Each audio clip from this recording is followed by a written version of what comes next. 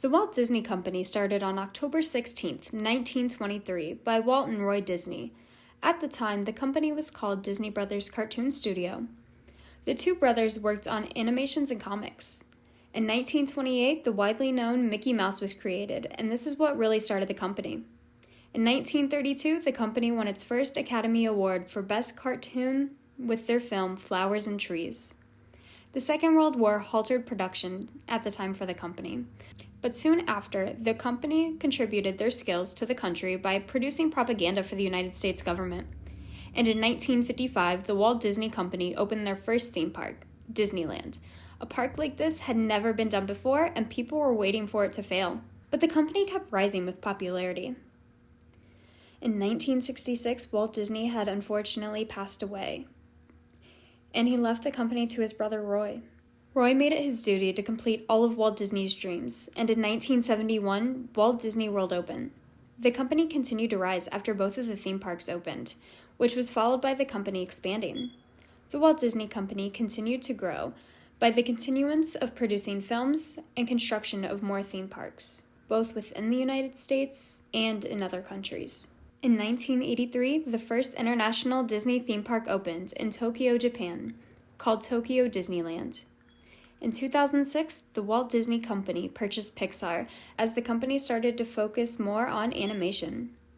In 2009, Roy Disney unfortunately passed away, and he was the last active Disney family member to be a part of the company. In 2009, the company purchased Marvel Entertainment. In 2012, Disney started to acquire Lucasfilms, which is best known for Star Wars. In 2019, Disney joined streaming platforms with Disney+. Currently, the Walt Disney Company owns and operates many sorts of things. Disney operates theme parks, which include Disneyland, Disney California Adventure, Magic Kingdom, Epcot, Disney's Hollywood Studios, Disney's Animal Kingdom, Tokyo Disneyland, Tokyo Disney Sea, Disneyland Paris, Walt Disney Studios Park, Hong Kong Disneyland, and Shanghai Disneyland. Along with theme parks, Disney also owns and operates 2 water parks, Disney's Typhoon Lagoon and Disney's Blizzard Beach. Disney also runs and operates their own cruise line. The cruise line currently has 5 ships, with the 6th on its way. Their ships include the Disney Magic, the Disney Wonder, the Disney Dream, the Disney Fantasy, the Disney Wish, and soon the Disney Treasure. With correlation to the cruise line, Disney also operates a private island called Castaway Cay. The company also runs and operates resorts, both for the theme parks and in other areas.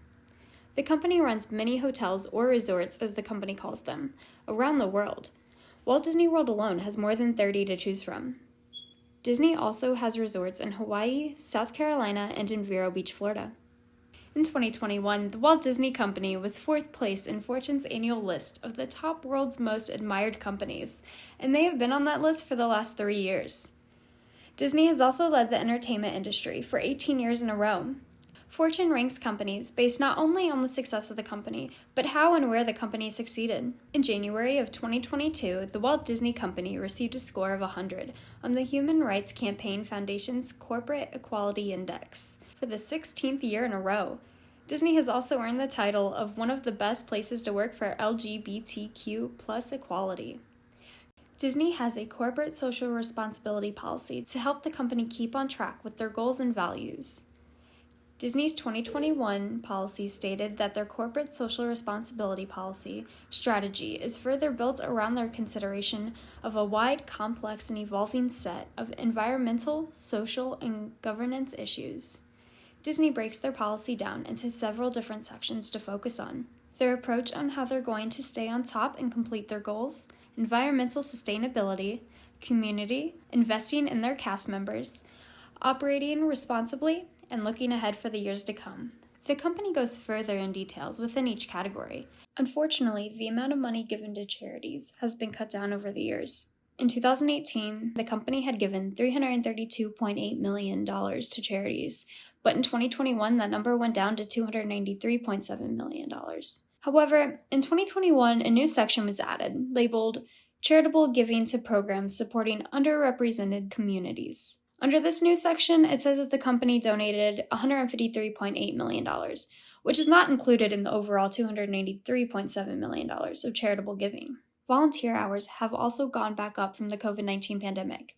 In 2018, the company had 600,100 volunteer hours, but we see a drop in 2020 to 321,700 hours. But as of 2021, that number of volunteer hours started to go back up at 341,500 hours. When it comes to the Walt Disney Company, the workforce is pretty great in size, and they say they strive for diversity.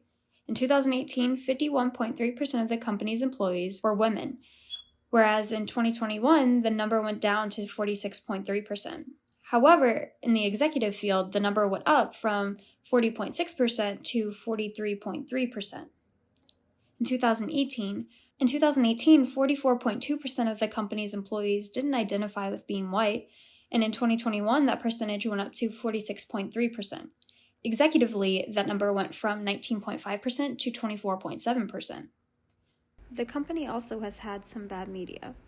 The Walt Disney Company was criticized for filming parts of their action Mulan in the Henan province, where there were claims of human rights abuses carried out by the Chinese Communist Party.